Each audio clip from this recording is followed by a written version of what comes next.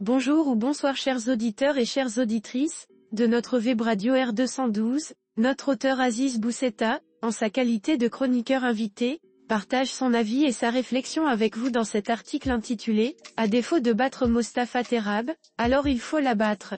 Le voici en podcast pour vous. Aziz Bousseta ouvre sa réflexion de la manière suivante, en évoquant une atmosphère étrange qui semble dominer certains faits récents au Maroc. Il se passe des choses étranges dans le bon royaume du Maroc, étranges et inexplicables par d'âme raison ou par tout autre esprit clair et éclairé. Il n'existe pas ici un nombre incalculable de domaines à succès incontestable, mais cela n'empêche absolument pas les attaques ad hominem, une expression qui fait florès chez nous depuis quelque temps, ni les analystes en tout genre d'analyser toute chose, jusqu'y compris celles qui échappent à leur compréhension. En effet, pourquoi s'en prendre avec virulence, concertation et coordination, à un homme comme Mostafa Terrab, le patron du groupe OC? Aziz Bousseta poursuit en mettant en lumière la nature concertée de ces attaques médiatiques. Certains articles publiés ces dernières semaines forment un tir groupé, tellement nourri qu'il en devient obèse, et que l'on se pose des questions. Un peu naïves, certes, mais des questions qui méritent d'être posées. Pourquoi cet homme? Pourquoi maintenant? La réponse à la première question semble évidente. On critique Mostafa Terrab comme on critiquerait n'importe quel dirigeant d'entreprise publique, surtout une entreprise publique qui réussit mais qui a beaucoup de zones d'ombre. Pourquoi les zones d'ombre?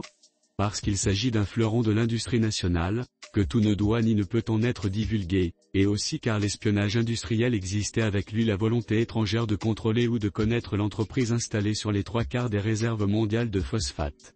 Le chroniqueur invité apporte une nouvelle dimension à son propos, en décrivant les réactions suscitées par ces articles et les mécanismes sociétaux autour de l'information. Alors un jour, comme cela, sans que rien ne le laisse prévoir, des articles concentrés sur OC et son président paraissent sur des dérives et des dépassements, des investissements éparpillés et un écart considérable avec le cœur de métier du groupe.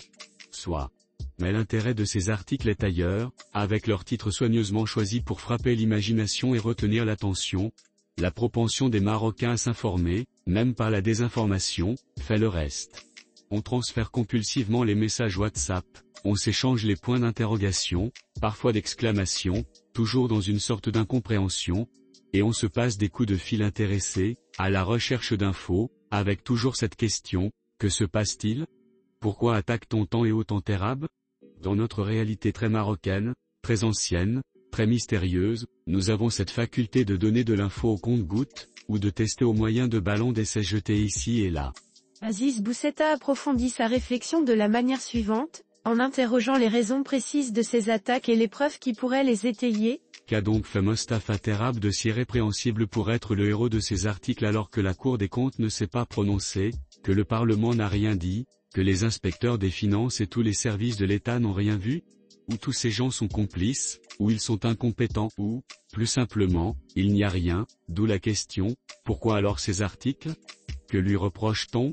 Le chroniqueur enrichit son discours en listant les projets et réalisations portés par l'OC, qui pourraient justement être à l'origine de cette hostilité. L'argent public dilapidé dans des dépenses somptuaires pour des installations somptueuses, vous savez, le fameux Floustcha 3B, oui, peut-être, pour l'université UM6P, qui accueille pourtant tant et tant de ces oulades chez 3B, au LIDEX et ou à l'université, oui, peut-être aussi, dans les écoles 1337 et UCODE, qui forment des jeunes lesquels, plus tard, performent et bousculent toutes les normes, oui, dans l'engrais, où le Maroc n'est que le 5e au monde, derrière la Russie, la Chine, le Canada et les États-Unis, oui, au Policy Center for the New South, qui a enrichi nos alliances et notre influence, nos amis et nos acquis, qui a acquis des amitiés jusque-là impensables, qui servent les intérêts du pays à partir des leurs, oui, pour le dessalement, mais allez dire cela à des populations en stress hydrique qui, désormais, déstressent. Ah, peut-être oui, on y pense, l'hydrogène vert, enfin, un peu de tout cela. Sauf que tout cela est bon pour le Maroc, son positionnement, ses diverses souverainetés, le retour de la confiance. Et Nia fera le reste. Aziz Bousseta met l'accent sur l'évolution stratégique de l'OC, en insistant sur le fait que cette expansion ne s'est pas faite à la légère. Il est vrai qu'OC est sorti de son domaine d'expertise traditionnel, mais pas pour aller et foncer dans l'inconnu comme on le dit aussi ouvertement qu'inconsidérément. Le groupe a d'abord acquis de nouvelles expertises, avant de s'y lancer. dans le dessalement, dans l'hydrogène vert, des projets qui sont sur les rails depuis des années, certains ayant été présentés devant le chef de l'État, en présence de la totalité des ministres, tous venus pour l'occasion. Alors, pourquoi s'étonne-t-on maintenant de ce qu'on sait depuis longtemps? Ces projets sont-ils tous sortis de terre la semaine dernière, le mois dernier?